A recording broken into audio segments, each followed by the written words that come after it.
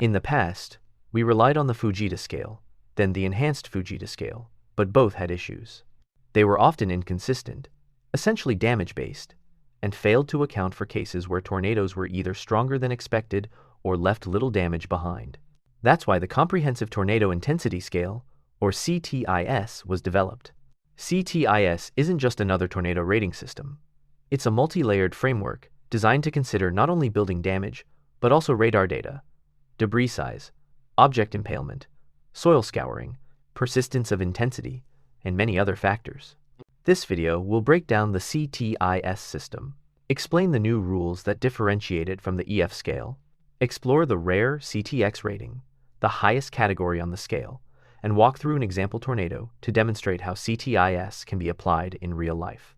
Tornadoes aren't just destructive winds, they're complex atmospheric events that vary in ways the EF scale can't capture to a full extent.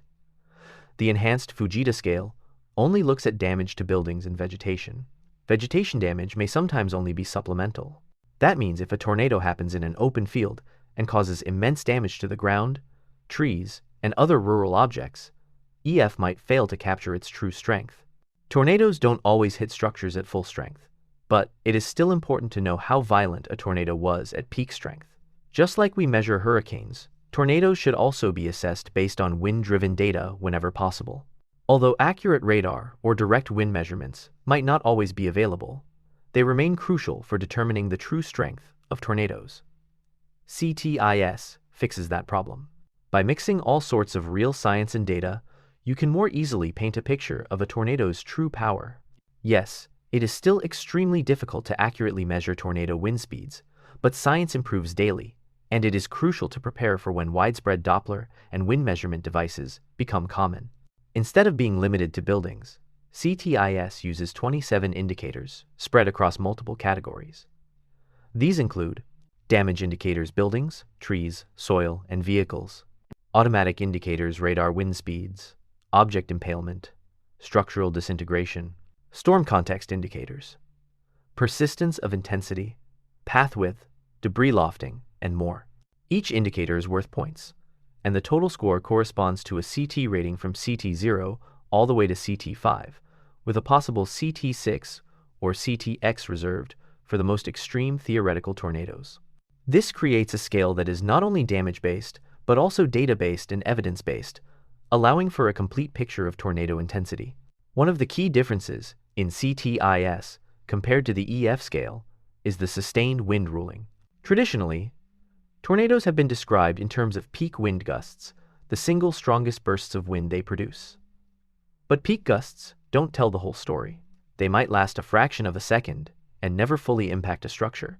CTIS changes this by stating that tornado ratings are based on maximum sustained winds that last 30 seconds or more. This creates a more accurate measurement of the true destructive capability of the storm.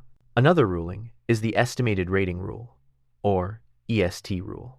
This is important when direct damage evidence doesn't exist, but indirect signs, such as radar velocities, soil scouring, or contextual storm behavior, indicate a certain level of intensity.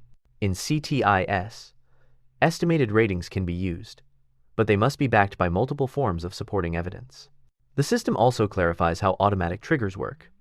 Certain events automatically set a minimum tornado rating, no matter what else is observed. For example, if radar shows velocity couplets exceeding 200 miles per hour, the tornado cannot be rated below CT4 if the tornado keeps this strength for over 30 seconds. If a tornado scours pavement or throws large objects like cars hundreds of yards, that automatically places it in the higher CT categories. These rules ensure that tornadoes are never underrated just because they missed hitting buildings. Automatic indicators are one of the most powerful features of CTIS. They're divided into 3 groups.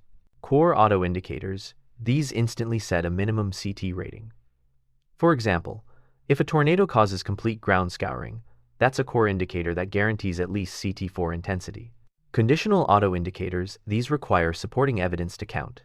For example, radar velocities exceeding 250 miles per hour in shorter than 30-second bursts may suggest CT5 intensity, but they need to be paired with debris lofting or extreme structural destruction to confirm it. Support-only indicators. These can't set a CT rating on their own, but they strengthen a case. For example, tree debarking or vehicle displacement by themselves don't automatically lock in a rating, but when combined with other evidence, they paint a stronger picture. This layered approach makes CTIS much harder to misuse. It prevents overrating a tornado based on one extreme observation, while also protecting against underrating tornadoes that happen in rural areas. Now we get to the most fascinating part of CTIS, the CTX rating. CTX, sometimes called CT6, is reserved for the most extreme, almost unthinkable tornadoes. These are storms that reach or exceed sustained winds of 280 miles per hour. They leave behind destruction so complete, it can be hard to describe. A CTX tornado would not only obliterate well-built homes and businesses, but could also scour deep soil layers, bend or tear apart reinforced steel, and loft debris miles into the atmosphere. Some indicators of a CTX-level event might include pavement scouring across wide areas, large immovable objects such as oil drills, trains, or even entire buildings thrown long distances. Radar-confirmed sustained winds exceeding 300 miles per hour. Concrete or steel structures ripped apart in ways that even CT5 tornadoes usually cannot achieve. The CTX category is controversial. Some meteorologists argue we may never see a confirmed tornado with 300 miles per hour damage, while others believe several past events, like the 2024 Greenfield, Iowa tornado, or the 1999 Bridge Creek tornado, had winds faster than 300 miles per hour. Whether confirmed or not, CTX is important because it recognizes the theoretical ceiling of tornado intensity. Just as hurricanes have a Category 5, CTIS acknowledges that tornadoes may occasionally exceed CT5, even if rare.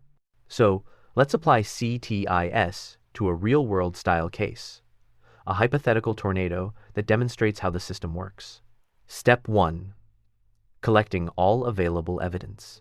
Survey teams found anchored, modern homes swept completely from their foundations, fractured concrete slabs, trains thrown over 300 yards, ground scouring to depths of more than 4 inches, and structural debris lofted to extreme altitudes with a confirmed tornado debris signature. Radar analysis showed sustained velocities exceeding 250 miles per hour, with a peak near 290 miles per hour. Track analysis revealed a looping, erratic 19.7-mile path, a max width of 1.4 miles, and a duration of over an hour. Step 2. Assigning points. Each of these indicators corresponds to CT5 level benchmarks.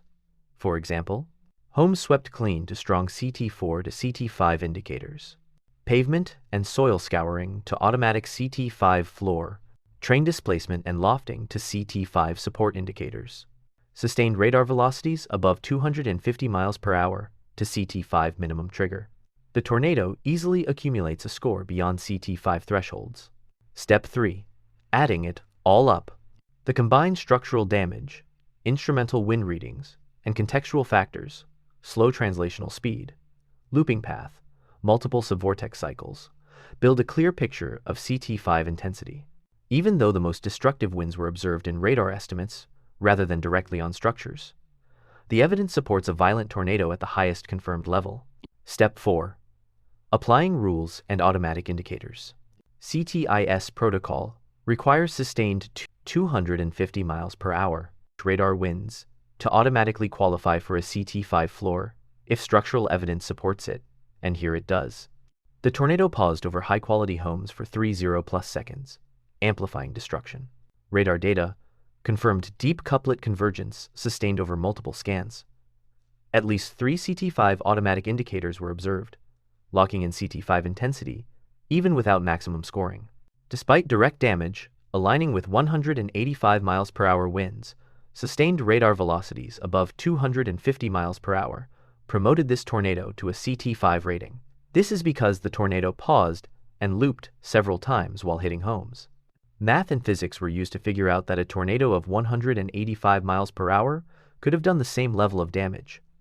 However, due to radar velocities and other contextual damage, the CT5 rating stands. Final CTIS rating. CT5 185250 EST. This example shows how CTIS integrates direct damage, radar wind confirmation, storm behavior, and tagging into one unified rating system, something the EF scale cannot do.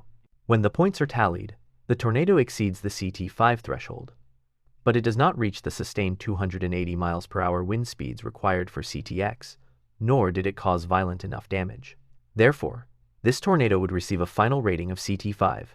Now imagine a similar storm, but with radar velocities over 280 miles per hour, widespread pavement scouring, and reports of massive steel structures twisted apart. That would push the evidence into CTX territory. The Comprehensive Tornado Intensity Scale represents a huge leap forward in how we understand and classify tornadoes. By moving beyond damage-only ratings, CTIS allows us to capture the full spectrum of tornado intensity from small EF0-like events to unimaginable CTX monsters. It ensures tornadoes in rural areas don't go underrated.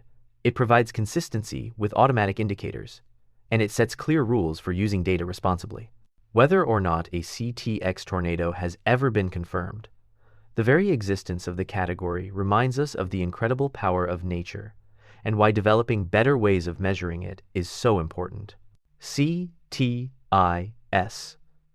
isn't just a scale, it's a system for truthfully capturing the story of the world's most violent storms. Thanks so much for watching. This was actually my very first video on the channel, and I'm excited to finally share the CTIS project with you. If you enjoyed it, you can expect more videos like this in the future, where I'll break down tornado science, weather concepts, and of course, dive deeper into CTIS. I'd love to hear from you too. Let me know in the comments what topics or specific tornado cases you'd like me to cover next. Whether it's more about CTIS, famous historical tornadoes, or the science behind storm chasing, I'll make sure to bring it here. Don't forget to subscribe if you want to follow along as we build this series together. See you in the next one.